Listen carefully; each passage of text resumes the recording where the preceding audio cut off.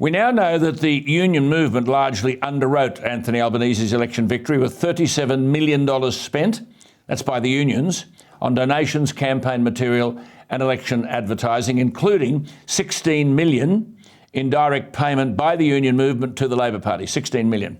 According to the Australian Electoral Commission, and they have these annual disclosures, unions were the largest financial contributors to the ALP, $37 million of the $124 million in contributions to the Labor Party. And I say, well, let them spend it, so long as they're seeking nothing in return.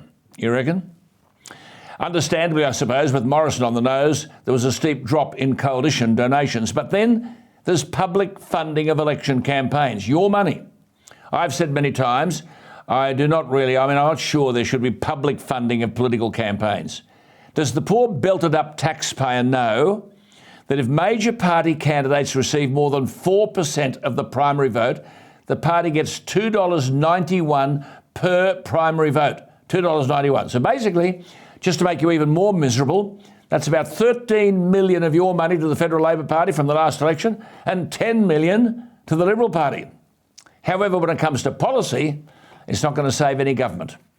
I am swamped with correspondence. John writes, my electricity bills in the past year have increased by over 20%.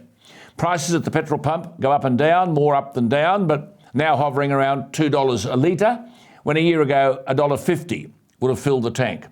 Let's say a 30% increase with the omnipresent GST shamelessly and invisibly taking its 10% share.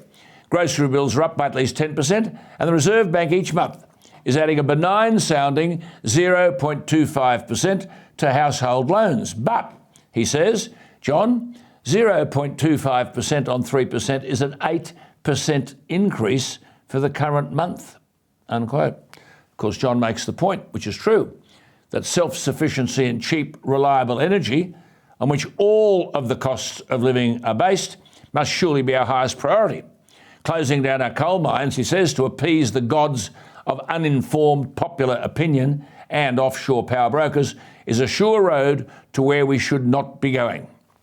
Well, unquote. Well, to mix our metaphors from roads to beds, Albo and Bowen and the lefties have made the bed. They now must lie on it. Charities are now swamped by mortgage holders. The Food Bank CEO, Brianna Casey, has said that 30% of households with mortgages experienced food insecurity between 2021 and 2022. She said, quote, these are often double-income households, or sometimes households working with adults working 2 jobs. All the expenses in their lives are increasing faster than their incomes, unquote. Well done, Albo, and all of those empty promises before the election. Many have never needed charity before, and others who sought emergency assistance from time to time are now doing so regularly.